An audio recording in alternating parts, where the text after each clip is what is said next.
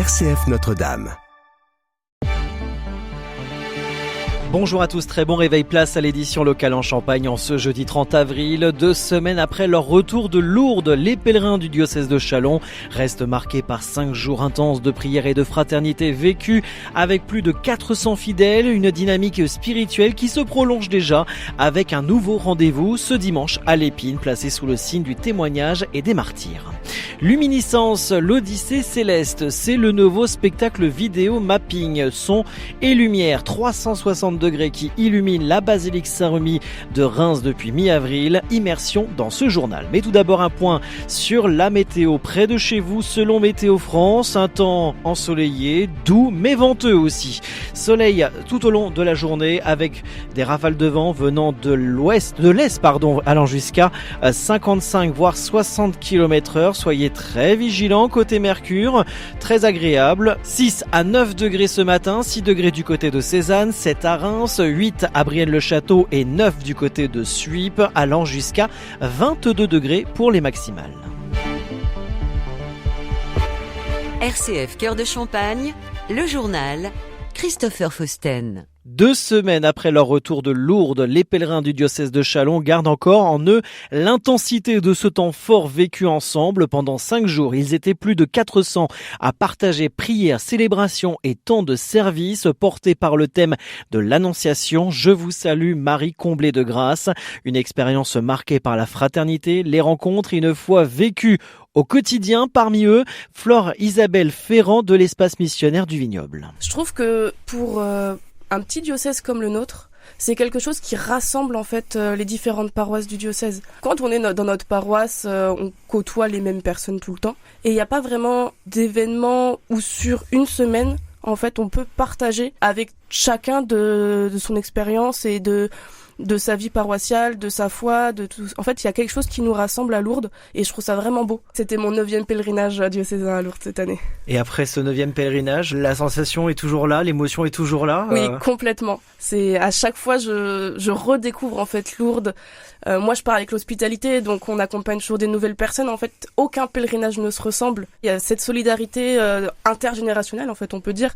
D'année en année, on voit le nombre de pages qui accroît, ils ont vraiment cette envie de venir aider, de servir, en fait, tout simplement, et c'est ça qui est beau aussi. Il faut qu'il y ait plus de monde encore qui parte à Lourdes parce que je trouve que c'est une belle expérience. Après, pourquoi pas refaire d'autres pèlerinages aussi, mais je sais qu'au niveau des pèlerinages du diocèse, à part celui de Lourdes, les jeunes sont moins inclus parce que c'est pas forcément en période de vacances, c'est plus difficile de pouvoir y aller. Alors que là, vraiment, le pèlerinage à Lourdes, il y a vraiment qui s'est ouvert à tous. Et c'est ça qui est beau et on peut vraiment s'appuyer là-dessus pour justement se lier les uns les autres. Un temps qui continue de porter ses fruits bien au-delà du séjour à Lourdes et déjà une nouvelle étape se profile pour les fidèles du diocèse avec un rendez-vous plus local au cœur de la Marne. C'est ce dimanche du côté de l'Épine. C'est un petit peu un retour en fait de Lourdes. On revoit les personnes qu'on a vues un mois avant et on se retrouve, c'est que de la joie. Le pèlerinage de ce dimanche est placé sous le signe du témoignage, sous le thème « Avec Marie, reine des martyrs », tous appelés à témoigner. Cette édition rend hommage à 50 martyrs de l'apostolat béatifiés en décembre dernier à Notre-Dame de Paris. Parmi eux, 3 figures marnaises, Camille Millet, Henri Euzenat et Maurice Rondeau. Au programme 2 marches, au départ de Saint-Mémy et de Courtisols, avant un rassemblement à la basilique de l'Épine. Temps fort de la journée, accueil des pèlerins en fin de matinée, couronnement et prière, repas partagés, activité l'après-midi, chapelet médité, puis Eucharistie pour clôturer ce temps fort spirituel. À noter que la messe clôture de ce dimanche sera à suivre en direct sur les ondes FM et sur les réseaux sociaux de RCF Cœur de Champagne. Présentation plus détaillée de ce pèlerinage à l'Épine, c'est dans l'émission Épiscorama à 13h15 tout à l'heure avec Monseigneur Franck Javary. On change de basilique, on s'intéresse cette fois-ci à la basilique Saint-Remi de Reims qui accueille depuis le vendredi 17 avril dernier un nouveau mapping son et lumière 360 degrés réalisé par Locci, un an après son arrivée à Reims qui avait rencontré un succès particulier avec 50 000 visiteurs recensés entre début mai 2025 et fin août 2025. L'entreprise propose cette fois un nouveau show, l'Odyssée céleste, plus immersif et plus universel. Nicolas Le Boucher, vice-président de l'OCHI. C'est un nouveau spectacle, c'est pas une revisite du premier spectacle, c'est vraiment un tout nouveau spectacle, nouveau parce que nouvelle programmation musicale, nouvelle histoire, nouveau tableau visuel, c'est vraiment une nouveauté. La barre est haute, effectivement, mais ce nouveau spectacle, il porte un nom déjà, l'Odyssée Céleste, et pourquoi est-ce qu'il porte un nom? C'est parce qu'il a été pensé comme un film, parce que les effets visuels sont faits avec des technologies tout droit issues du monde du cinéma, des effets 3D projetés sur les murs, et on est un des rares studios en interne à pouvoir produire ce genre d'images et à les projeter sur des façades comme ça. Une nouvelle programmation musicale aussi, avec un orchestre symphonique qui a fait la bande sonore, 70 musiciens, l'orchestre symphonique de Bratislava, et enfin une nouveauté aussi, parce que c'est une nouvelle histoire où la basilique est un personnage à part entière, et elle dialogue avec un enfant, donc c'est aussi ce qui rend ce spectacle nouveau. Si au montage du spectacle, le diocèse de Reims et des Ardennes valide notamment les textes, la création reste libre et donc la surprise totale. L'évêque auxiliaire du diocèse de Reims et des Ardennes, Monseigneur Étienne Vetteux.